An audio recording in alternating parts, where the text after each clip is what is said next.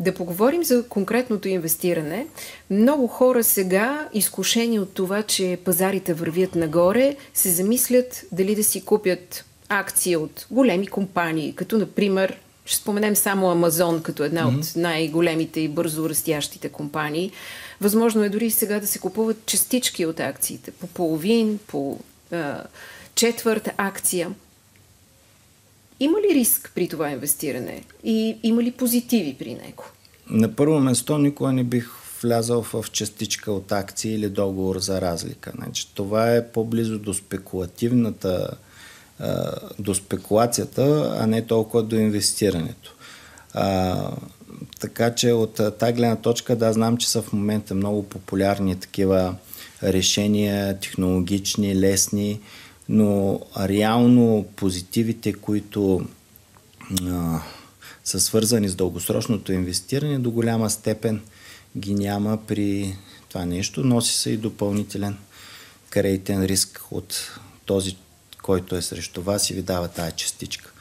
По-скоро да не разчитаме на това, защото изведнъж пазарите могат да се сринат и да загубим от тези частички, които притежаваме от акции или по една акция. Да, при договорите за разлика, по принцип, то може и да са изцяло с пари, т.е. срива на пазара може би няма да е толкова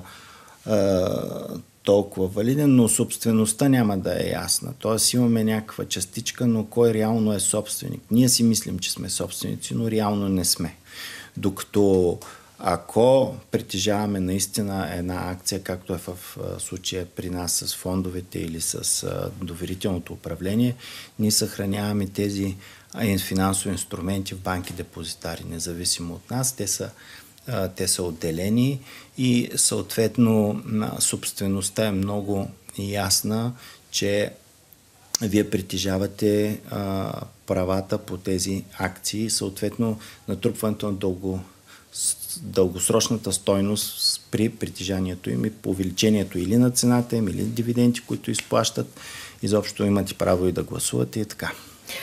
Ако някой реши да инвестира в компании от S&P 500, това е индекс, в който са най-големите компании световни, това гаранция ли е за успех и гарантиране на доход?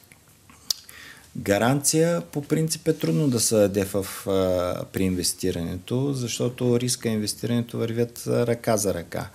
Но инвестирането в S&P 500 като 500-те най-големи компании, отразяващи силата на американската икономика, е добра идея, ако е подходящо, ако се върнем малко по-рано в разговора ни на тема времеви хоризонт, на тема поведенчески финанси, дали човек може наистина да си позволи да вижда флуктуациите в цените. Иначе е добра идея до толкова, доколкото индекса постоянно обновява компаниите, които са участващи в индекса и се ребалансира постоянно и по този начин човек винаги има достъп до 500-те най-добре представляващи американската икономика компания. Така или иначе този индекс може да ни ориентира, поне да се образоваме или да преценим, ако се колебаем в нещо, кои са най-добрите компании. Как стои въпроса за България? Кои са българските индекси, които трябва да се следят, които могат да ни ориентират и които могат да ни насочат, кои са най-добрите компании за инвестиции? Принципно основният индекс на българска фондова борса е SOFIX и той отразява качеството на българските компании. Така че най-добре е да се следи този индекс. Разбира се, има и няколко други, но според мен SOFIX е може би най-добрият индикатор за състоянието на българския капиталов пазар. Уорън Бъфет е казал и върху неговите думи разсъждават мнозина, че когато притежаваме една акция от някакво предприятие, то ние сме като собственици и сме в компанията на големите собственици на тази компания. Ако го наложим върху българската икономика, Ако притежаваме една или две акции от български компании, това означава ли, че подпомагаме българската икономика и нейното развитие? Да, отговора на този въпрос е така. Подпомагаме българската икономика и нейното развитие, но все пак Уорън Бъфет, освен инвеститор, е филантроп, но аз предлагам да не влизаме в филантропската част за подпомагането. Човек би следвало дали за българска или чуждестранна компания да прави необходимия анализ, дали е подходяща за него, за неговите цели, какви са перспективите пред бизнеса и съответно пред компанията, едва тогава да вземе решение.